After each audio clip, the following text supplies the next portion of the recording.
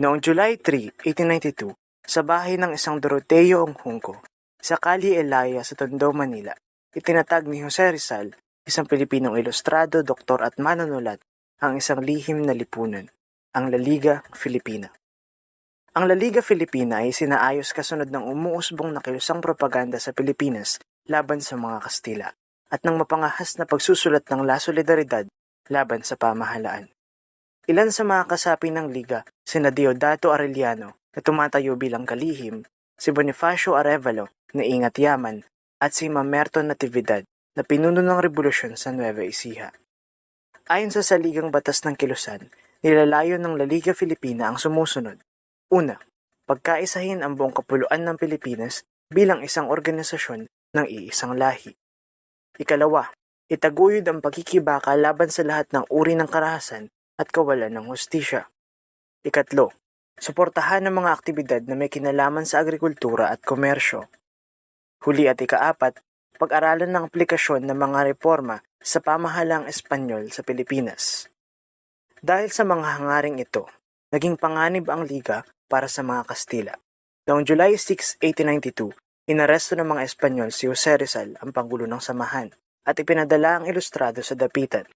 Naiwan ang Liga sa mga kamay ni Domingo Franco, kaibigan ni Rizal, na naging pansamantalang Pangulo habang wala ang pambansang bayani. Sa ilalim niya, mas pinaigting ng samahan ang pagsuporta sa La Solidaridad kung saan tumulong ang La Liga Filipina sa pagpondo ng mga gagamiting papel sa paggawa ng mga dyaryo.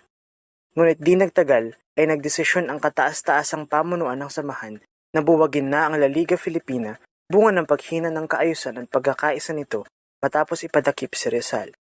Nahati ang mga kasapi ng Liga sa dalawa, ang mga konserbatibo na pinamumunuan ni Domingo Franco na nagnanais na ipagpatuloy ang mga hangarin ng samahan sa bagong tatag na kilusang Cuerpo de Compromisarios, at mga radikal na pinamumunuan naman ni Andres Bonifacio na naglalayong magtaguyod ng bagong kilusang lalaban gamit ang dahas, ang katipunan.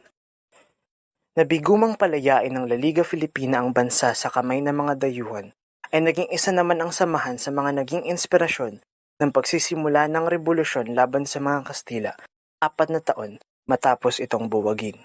And so, Rizal's exile and trial became more than chapters in his life. They became turning points in the story of a nation. In Dapitan, he showed what Filipinos could achieve through education and service.